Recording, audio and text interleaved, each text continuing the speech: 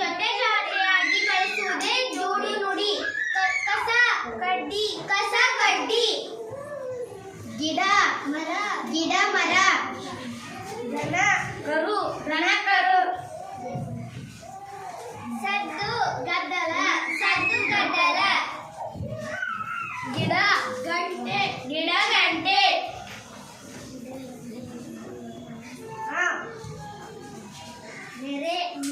ನೆರೆ ಬರೆ, ನೀತಿ,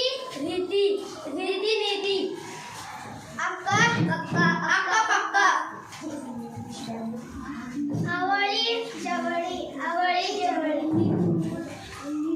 ಆಸ್ತಿ ಪಾಸ್ತಿ, ಬಟ್ಟೆ ಬೆರೆ,